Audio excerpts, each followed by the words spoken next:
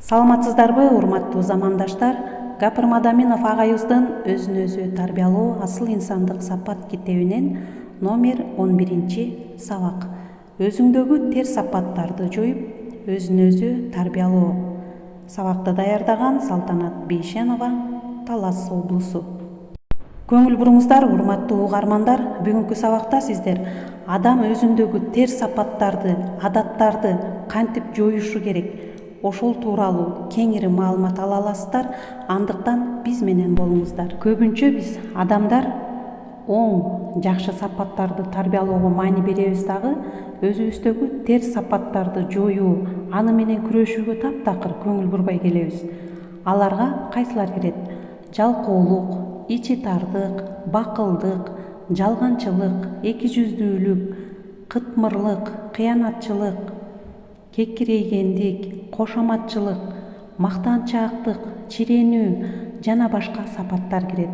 Булар адамда адаттан мүнөз, пейилге аралашып, анан башкаларга, ишке, жашоодо, коомго мамилесинде чагылып, өзүнүн айланасындагыларга билимсиздиги өтө чоң зыян алып келип турат.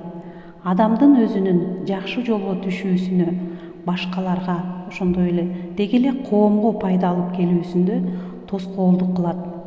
Ошондуктан адамдардын ортосундагы мамилени бузуп, ынтымакты кетирип коет.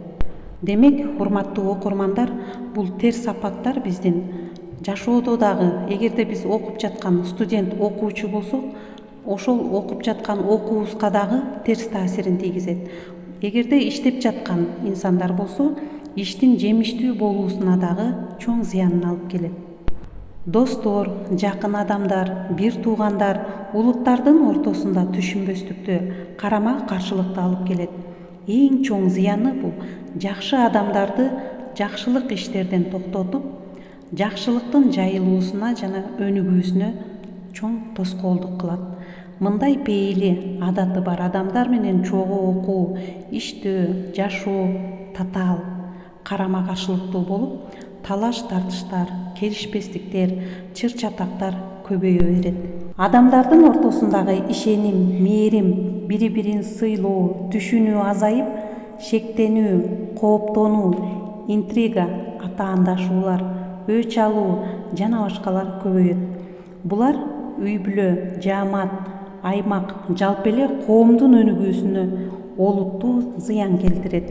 Өзгөчө ичи тар, көрө албас, кытмыр, кыянатчыл, эки жүздүү, кайдыгер, адат пейилиндеги адамдар кылымдардан бери элибиздеги эң жакшы инсандардын эң жакшы иштерине тоскоолдук кылып келишкен. Элди бөлүп жарып, бөлүнүүгө учуратып келген.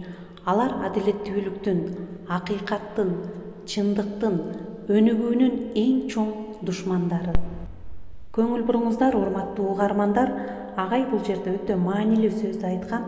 Биз адамдарды жакшы сапаттарга урмат, кызыгуу аркылуу тарбиялагандай эле, терс сапаттарды жек көрүү, жийиркенүү аркылуу тарбияласак, адамдардын, коомдун жакшырып өнүгүүсүнө эң чоң өбөлгө болот.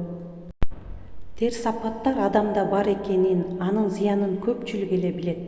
Бирок буларды адам табигатынан мындай боло берет деген сыяктуу жана башка сөздөрдү айтып, айкөлдүк кылып, унчукпай кечирип жүрө беребиз.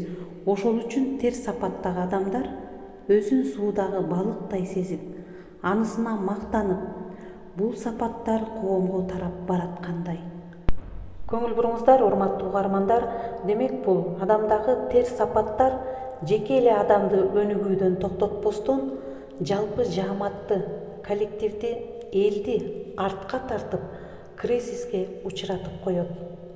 Ар бир адам өзүндөгү терс сапаттар менен күрөшүү үчүн алардын тизмесин тизип жазып алып, бөлмөсүнө илип коюш керек. Анан ошонун эң зарыл милдеттеринин бири күн сайын ошол терс сапаттар менен күрөшүп, акыры аларды жоюуга аракет кылыш керек. Чыңгыз Айтматовдун адамга эң кыйыны күн сайын адам болуу деген сөзү менен бүгүнкү сабагыбызды жыйынтыктайбыз. Көңүл бурганыңыздарга чоң рахмат.